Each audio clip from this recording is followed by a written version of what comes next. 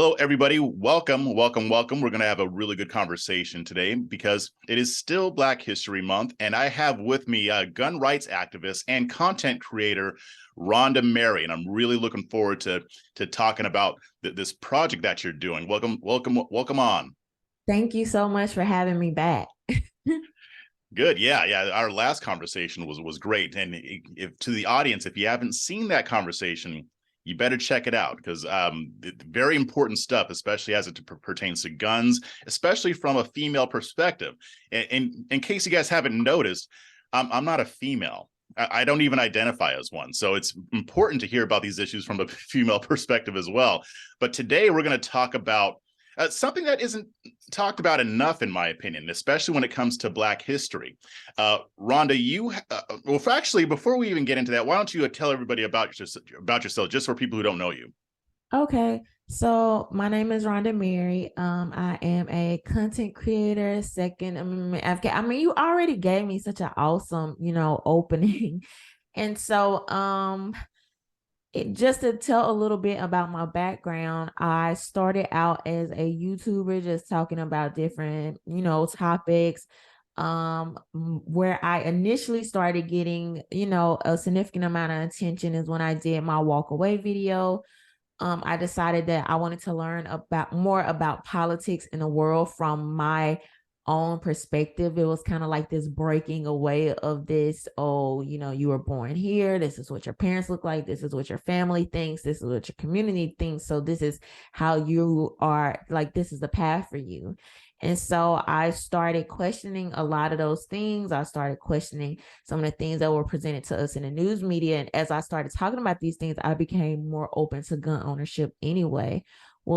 During that time, like kind of simultaneously, I was in a road rage incident where the responding officer that happened to be a young Black woman, just like me. And she was like, "Where was your firearm?" And I'm like, "My what?" And she was the first person that really just sparked that conversation with me in what I would say a genuine way, right?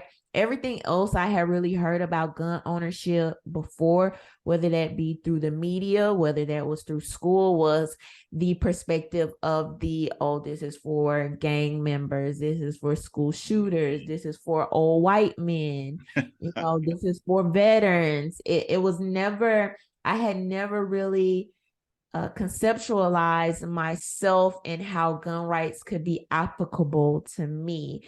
And since then, I was like, okay, I want to go on this journey now of learning more, seeing what this thing is really about, and kind of taking, some of my supporters on that journey with me.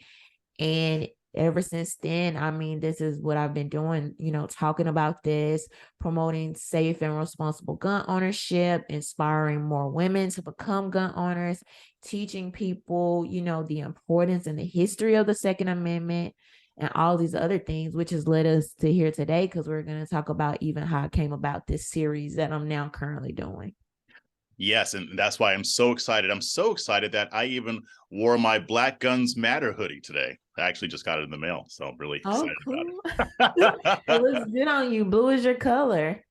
It's funny. I wasn't going to order blue. I don't normally wear blue. I was trying to get one of the black hoodies, but they were out of it, and all they had was blue. And I was like, okay, I'll just take blue, whatever. Okay, it looks good on you. Yeah, I You did like a it. good job.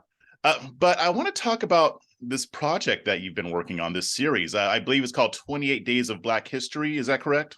28 Days of Black History gun facts. Gun Gotta bats. put that in there. Definitely. And we always talk about, especially on the right, we talk about the racist history of the gun control movement, which is very much applicable, especially because I believe it's still racist. But a lot of people, even Black people, don't even know the history that we have with the firearm and why it was so necessary to our survival and to protecting our rights. Why do you think that people aren't as aware of this stuff anymore? It's been intentionally hid from us. Why would you want Black Americans to know and fully absorb and take advantage of their human rights? Like, why would you want that? I mean, particularly when we know that a certain segment of the country, media, politicians, whoever you want to blame for this, are trying to move us away from certain rights, certain understandings of history, right? Of civics and all these other things. And so where are you going to start? You're going to start in the urban, most densely populated areas, because Mhm. if those people, we are like the first line of defense. Everything from the most dangerous things, the things you would want to attack, like where the heaviest attacks would be, is going to be in your major cities. Yeah, exactly. And what a lot of people don't know is that a lot of Black people own guns. We just don't talk about it. That's the thing. I mean, and some people own them legally, some people own them illegally. I would argue that pretty much all of this is legal, should be legal because of the Second Correct. Amendment. But I mean, even a friend of mine, Unlawfully. okay, I like that, unlawfully. Um, but yeah, a lot of Black people own guns for self-protection. I mean, I know a guy in Minnesota, Reverend Tim Christopher, and he's very adamant about the Second Amendment. It's not even a political thing for him because he's not really Republican or Democrat. He just sees the wisdom in having the means to defend yourself because the government's not going to protect you. So that is a thing. But with your project, can you kind of give us an overview of what you're creating here? Yes, so it's 28 days of Black History gun facts. So every single day I've posted a action-packed, video, anywhere from 60 to about 90 seconds, talking about a significant person. Many of these people are somewhat unknown that have had a significant story of using their Second Amendment rights, of talking about Second Amendment and gun rights, of promoting it, of inspiring others, right? The Some of them have impacted gun control that affects us, racist gun control that even affects us up into this day. So these very unique, many times untold stories of just a significant roles that Black Americans have played when it comes to defending, protecting, promoting, and maintaining gun rights. So, what are some of the examples that you think stood out to you the most? I know you did a lot of them, so you don't have to go through all of them. But who are some examples of some interesting stories that you've covered? So I've covered stories actually throughout the Reconstruction era up until through the civil rights, even up until as recent as 2010, of some of the roles that Black Americans have played.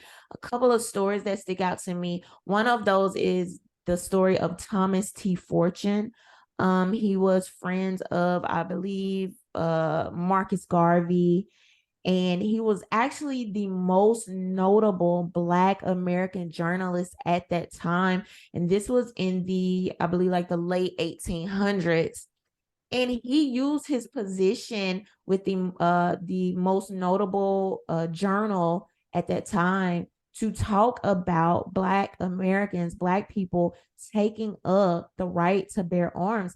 And at the time, a lot of people, like, that was controversial. They didn't like it. Like, you're a Black man in the 1800s, you are writing in papers that are being sent all across the country telling Black people to take up arms. Like, people saw him as a problem.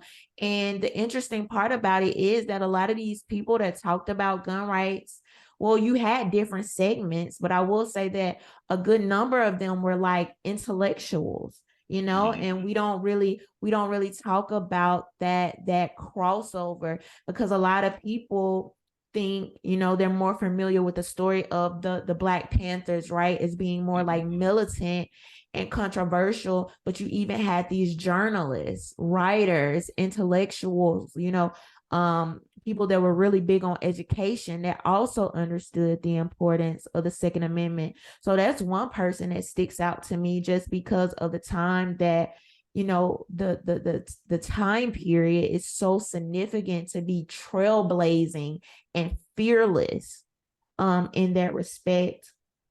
Another story is the story of Robert Smalls. This story may be a little bit familiar, but some people still don't know his story. This was also in the 1800s when he decided to commandeer a Confederate ship that had ammunition and different type of weaponry on this ship.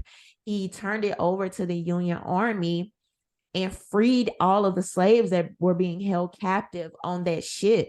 And Abraham Lincoln was so inspired by his story that he's actually the one that inspired him to allow other Black people into the Union Army. And I mean, that's just Wow. part of Robert Small's story, because I mean, this man, he opened up a school, he was a business owner, he was like one of the earliest Black Americans to be he was from one of the Carolinas, I believe, and he was a Republican in the state legislature and ended up being a House representative, I believe, 5 times straight, if I remember correctly.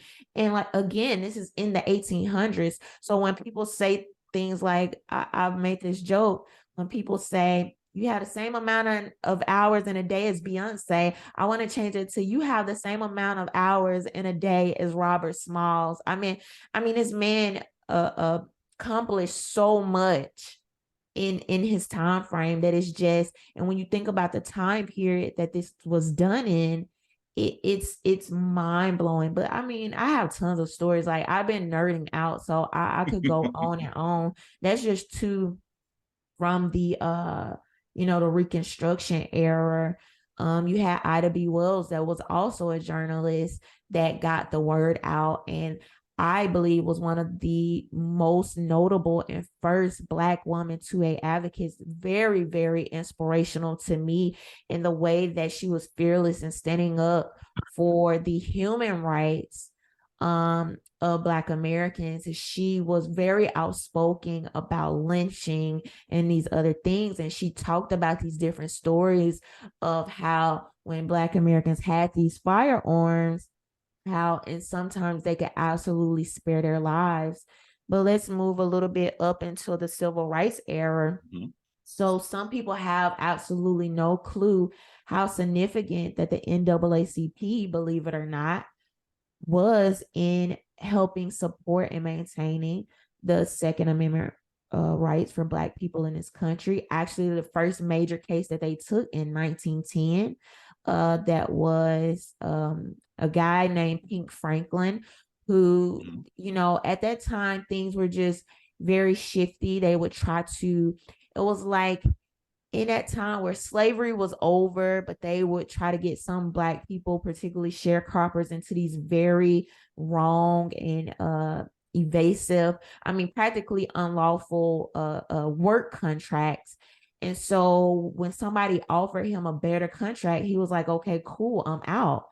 And, that to them is like, okay, you're evading this contract, but it's like, yeah, the contract is kind of outside of what should be considered my human rights. And so when he decided to go work under better conditions for better money, you had these sheriffs that showed up, to give him this warrant. He grabbed his, they showed up in his bedroom, right? And he popped up with his firearm. He started doing what he was supposed to do, defending his life against, I don't know who this is, walking in my bedroom at night while I'm sleeping. Mm-hmm. And the NAACP raised the money, took up the case, and I think he may have, while he was fighting that battle, may have spent some time in jail, but he did end up walking away with a very short amount of time, thanks to the help of the NAACP. Wow. And other cases. What year is this again? This was in 1910. 1910. Okay. Mm-hmm. And other cases of armed self-defense that the NAACP has supported.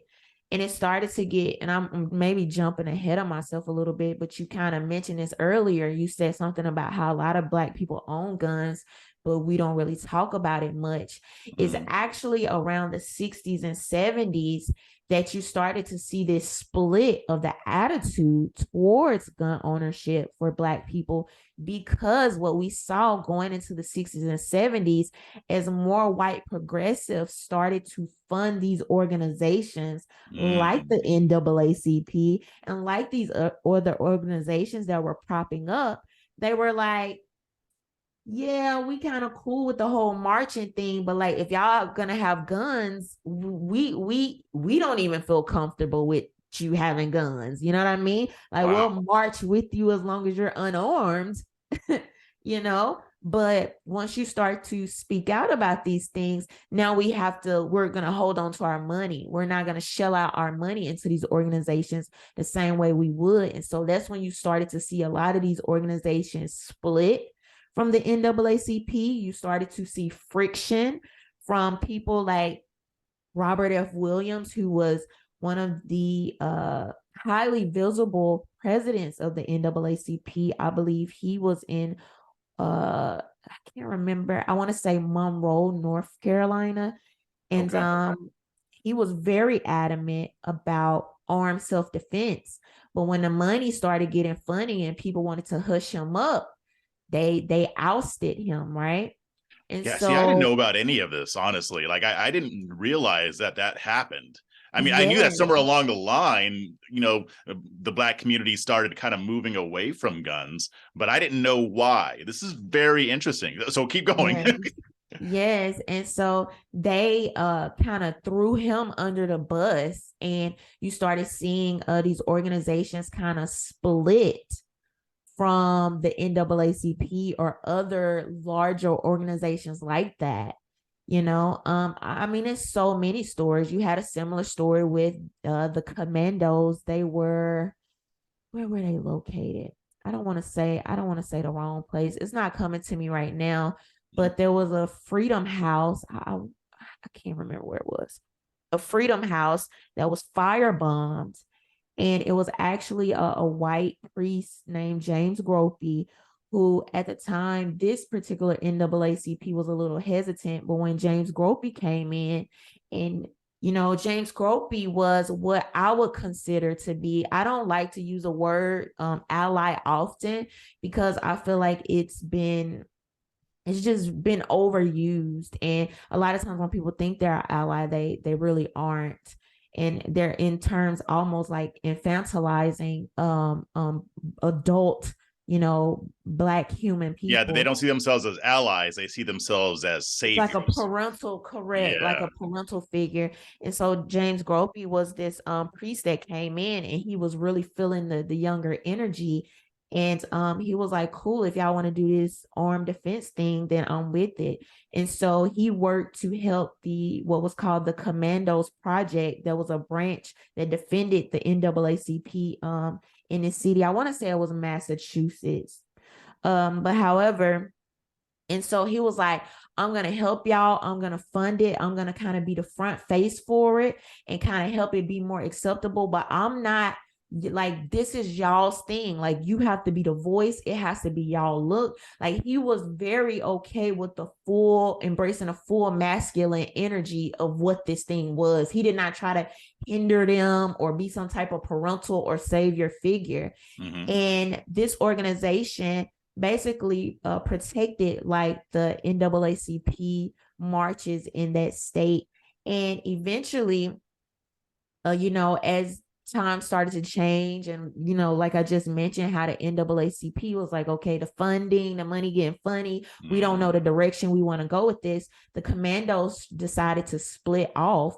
Well, they actually, I think between a 10 to 20-year span, ended up being the most significant Black social service agency in that area, because they were doing other projects as well to help the local community. Well, what does the government come in and do in the 80s? Oh Hey, God, let here us we give go. you grants. Let us give you grants. Let us give you funding as long as you do what we say. And James Gropey was a voice that was like, look, don't mess with the government. Like, don't do it. Don't take their money. Do what you have to do. It is not worth it. When you start messing with the government money, it gets funny, and it changes into something totally different. And literally a few years later, the organization just couldn't suffice. It couldn't, they ended up ending it for whatever reason. But it's just so much interesting history, and I've been nerding out, and I'm like, why would you give yourself homework? Right? But It's not work if it's fun. like, why would you agree to do this? It's been such a huge commitment. I put a lot of time into it, but what I love is that not only am I getting such great feedback, so many people are learning so many things, but now I can translate these principles of armed self-defense in even better ways, which is important for the work that I do. So this is history that I needed to know and really just really fully involve myself into. So it's been a joy and it's been a pleasure, I must say. What I like about this is that these are very short videos, which is great for an American audience because of our attention span. But what I like about having it be that short is that it makes people want to learn more. So I suspect that there's a lot of people watching these videos saying, hey, I want to know more about this person. You go to Google and you look it up, and now you've gotten that knowledge on your own, which means that you're going to retain it better because now you're actually doing the reading. So I think it's great. But while you were talking, there's like a deeper underlying truth to a lot of this stuff that just really occurred to me. And when they talk about Black history, especially from a progressive slant, it's always about us being victimized. It's always about us getting our asses kicked, getting oppressed. But and I want to get your reaction to this. The reason why they want to minimize or erase the history of the Black community as it pertains to gun ownership and gun use is because all of those stories, and there are tons of them, I read about a lot of them, those are stories of empowerment. Those are stories of us not being victims. There's a book called Negroes and the Gun, which I haven't finished yet, but I've started it and I'm going to knock it out soon. But I mean, that even starts out with a story of people involved with the NAACP defending their meetings from white racists, basically back in or down in the South. These are stories of Black people saying, no, we're not going to be your victims. If you want to mess around and find out, you're going to be our victims. We're not going to let you do what you want to do. I mean, and the story is, I mean, there were a lot of white, real allies that helped Black people. But at the end of the day, it was on our ancestors to make sure that they survived. And the gun empowered them to do it, which is why they passed those gun control laws to make sure that we didn't have those, because they didn't want us being empowered. When you have a weapon that can defend you against people who are trying to aggress against you, that is empowering. And those are stories of empowerment, which is not really what a lot of progressives want us to hear about. What do you think? God helps those who help themselves. And the way you summarize that is a huge part, another reason of why I felt this so important to do, right? Like every year, not only do we recycle a lot of the same heroes, they're still heroes, right? Mm-hmm. The Martin Luther Kings and the Rosa Parks, but a lot of people don't even know that some of these things that went on wouldn't have been possible without the defense of the Deacons of Defense, the Commandos, the Black Panthers, right? Even Martin Luther King at his Chicago speech in 1964, the FBI projected that there were there were at least 40 deacons of defense on guard protecting that protest, right? And this is a little known story. Even Martin Luther King was a supporter of gun rights, and he's on record with a quote saying that and I'm paraphrasing here, but no great leader has ever condemned the right to self-defense, not even Gandhi. These were Martin Luther King's words.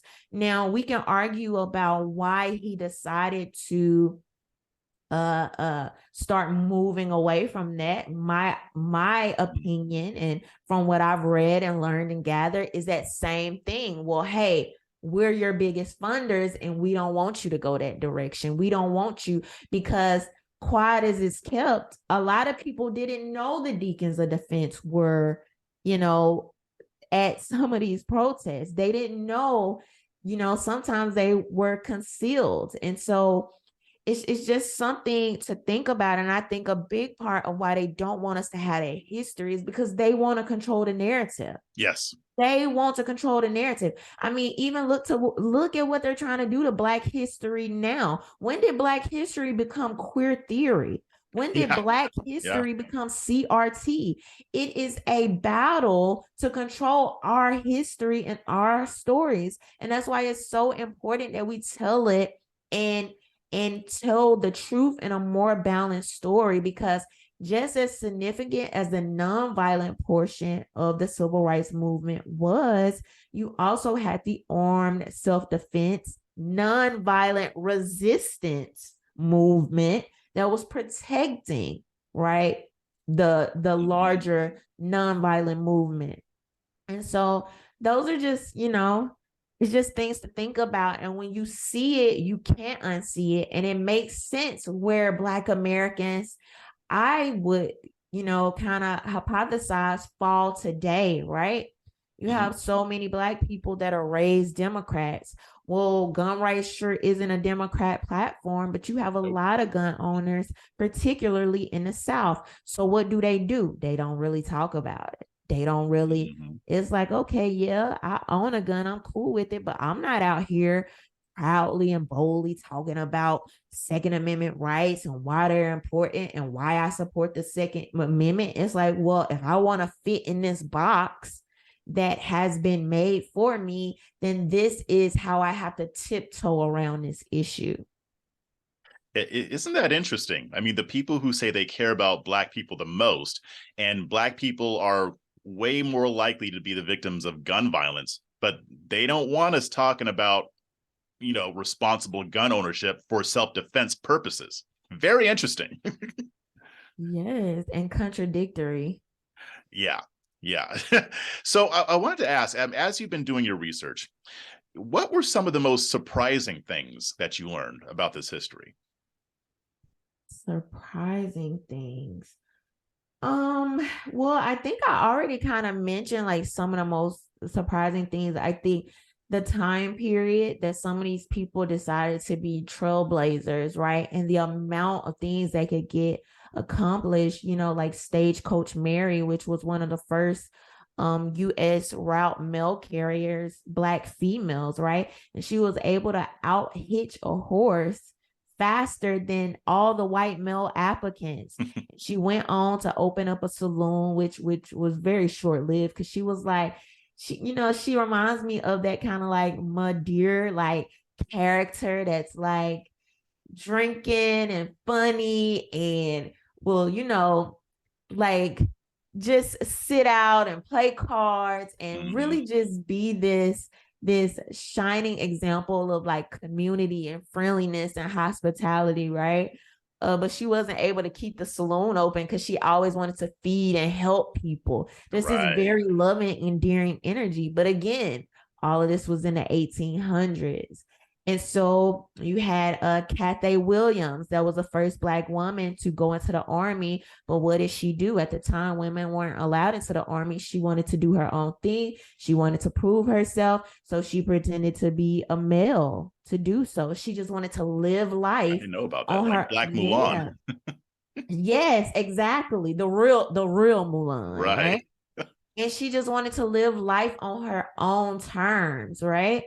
And it's like when you know these stories and you think about us today, and so many of us, even me, right, have an excuse of why we can't do things with literally everything at our fingertips. And don't get me wrong, life is hard. Life has its challenges. I mean, right now we're looking at record inflation, but when you see what people were able to do in such a time of controversy and such a time of danger, like you almost can't know these stories and even really not hold them to a certain light and not say, just it's just this wow, it's just this moment of awe. And I think because most people don't know these stories, you really have some people that internalize like slavery was a choice, right? And when you hear Mhm. that, you think that a lot of people were just chilling, just taking it, just cool with it. But it's Right. so many untold stories of us standing up for ourselves, defending ourselves, going against the grain, being trailblazers, using our Second Amendment rights, defending and protecting life, that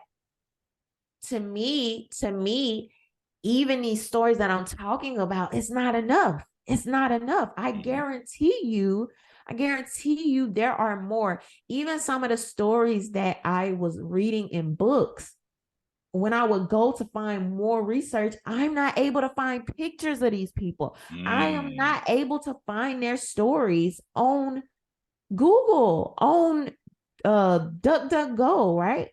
And that's another reason why, even as I'm telling these stories, particularly on both Twitter and I'm sorry, Instagram and YouTube, but specifically Instagram, I'm hashtagging their name, Mm. hashtagging the city, hashtagging. I want those stories to be there forever. I want when somebody says, well, I heard about Cathay Williams in the book, but I don't see crap about her on YouTube. I don't see anything about her on Google, right? Come to Instagram, type that in, and you're able to, like, there's something there. I was literally shocked, right? When I would hashtag some of these people's name, and you would see maybe 30 posts about them in the entirety of Mm. Instagram, right?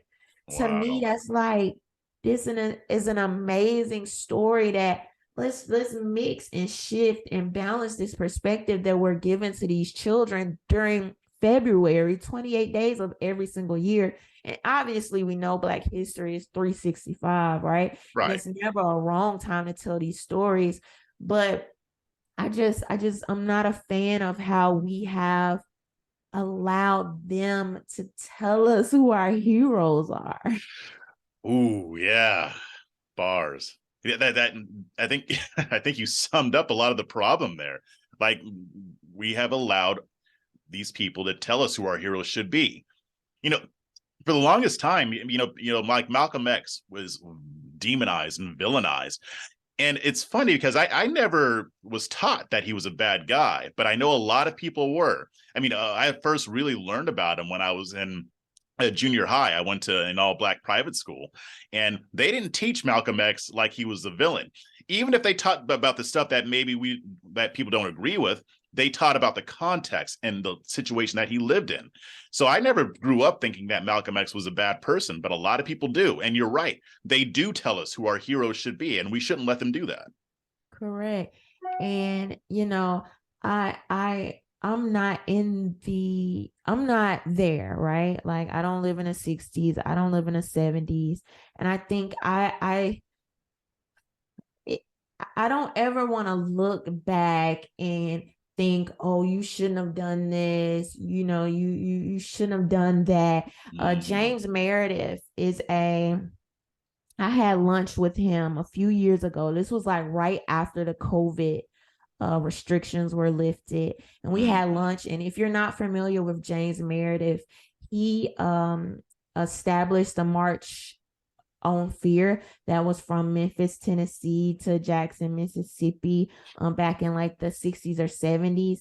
And I Okay. believe he was also the first Black student to go to Ole Miss, right? And so there's this famous picture of him that where he had just been shot, and he's like laying kind of like in the ground, and he's like screaming for help. And this is like one of the more famous pictures from the civil rights movement.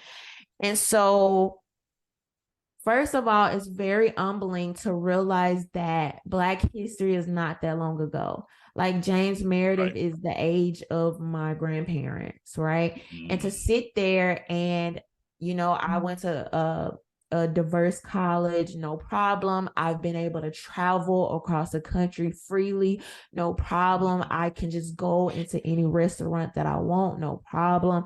And sometimes we take these things for granted. And granted, everything is not perfect, right? Sure. But it's no way I can sit here next to a James Meredith like let's be for real. Like, let's really put ourselves in this space.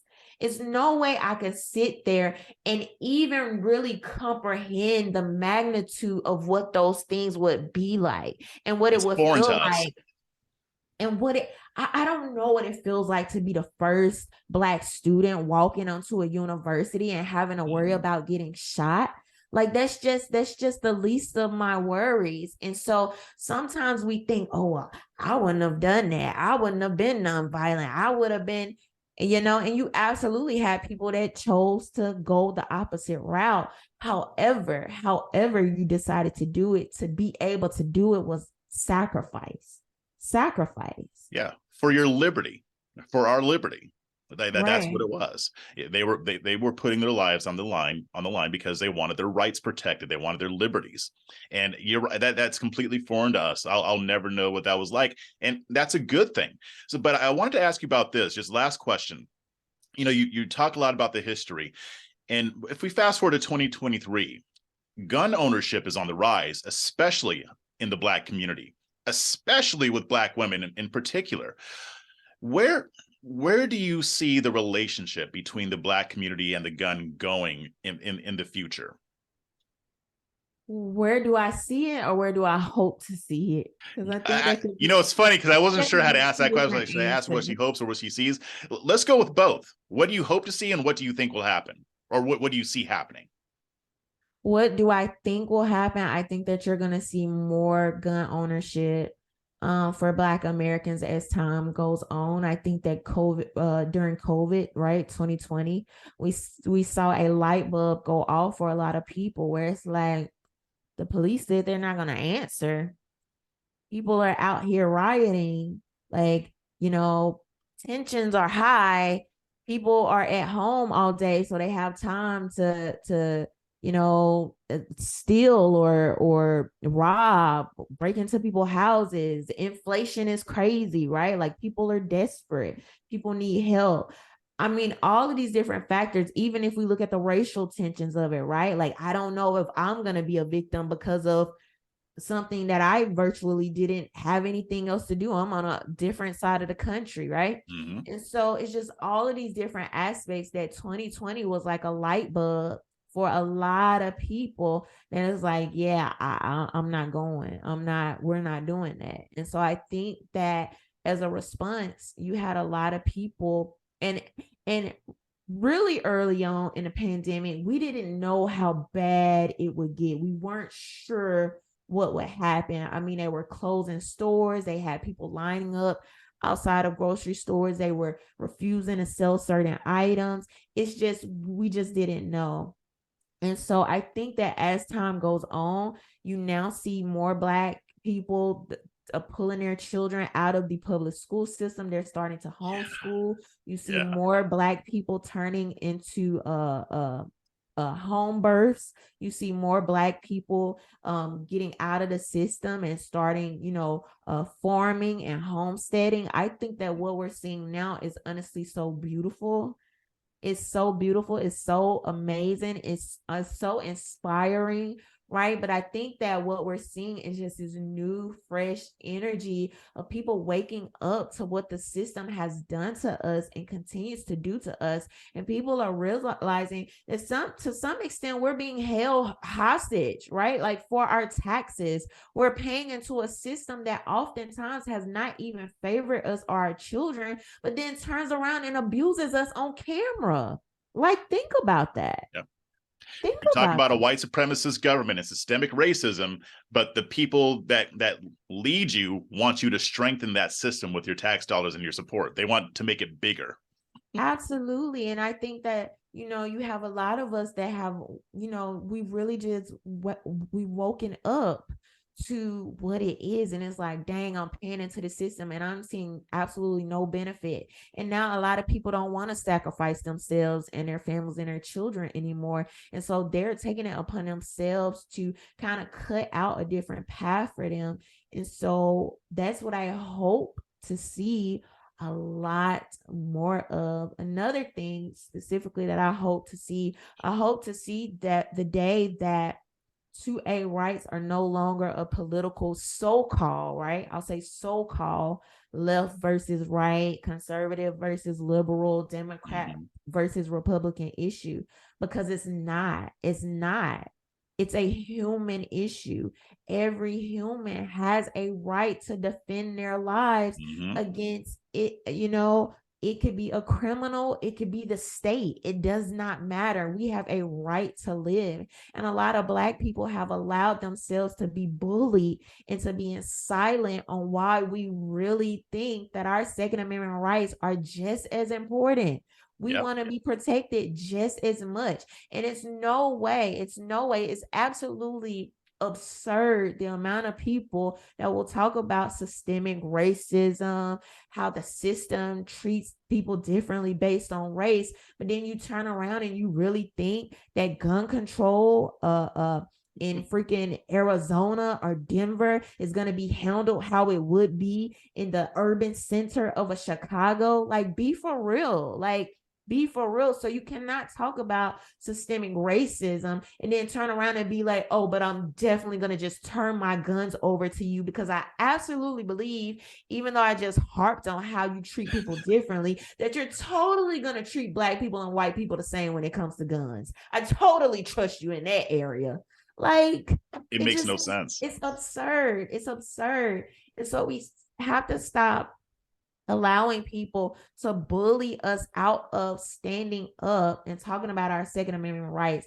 If you had more Black people, because we are such a big part of the Democratic Party and a huge voting bloc for the Democratic Party, if you have more Black people that came out and were adamant about their Second Amendment rights, the Democratic Party would almost have to drop that platform Yeah. completely Yeah. if they wanted to maintain the Black vote. Like, think about that. So the Black community actually has the power to stop making this a political issue. Nah, we're not down with that. This is a human rights issue, and we want this under any political banner that we choose to be under.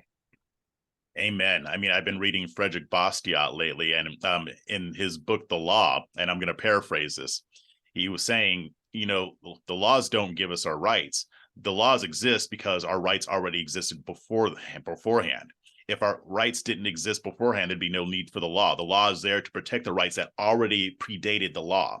So then that includes the right to defend your person, your right to defend your work, and the right to defend your property. And I think I agree with you. I think more Black people are waking up to this. Donnie and I, my partner Donnie and I, we do Liberty Spaces on Twitter. We're using the Twitter Spaces platform, and we talk about. We come from a libertarian bent, but we're liberty focused, and that's what we talk about. We get a lot of Black people on there who will just say, you know what, I don't trust the government. We got Black people on there saying, I'm down with anarchy. I want to go farming. I want to homeschool. I want to own guns. I don't want to deal with this government anymore. And it's just amazing because we didn't expect it. I mean, we knew these people existed, but it's like more and more we're getting more, especially Black men coming on talking about, I want to raise my family. I don't want to depend on this government. And it's funny because some of the stuff they say I don't even really agree with 100%, but if they're about liberty, that's where we need to be going. So you're right. I see what you're saying, and I think it's beautiful. So this has been a wonderful conversation. I feel like we could keep going with this, but maybe we should do another one. But before we sign off, why don't you tell everybody where they can find you? Okay, so you can find me rhondamary.com. I have all of my links to, I'm on Twitter, Instagram, Facebook, TikTok, YouTube, Rhonda Mary, or I am Rhonda Mary for the platforms that I was kicked off and had to re-up. Of course. All right. Well, thanks very much for joining, and I can't wait to put this up with the article and everything. Thank you so much. All right.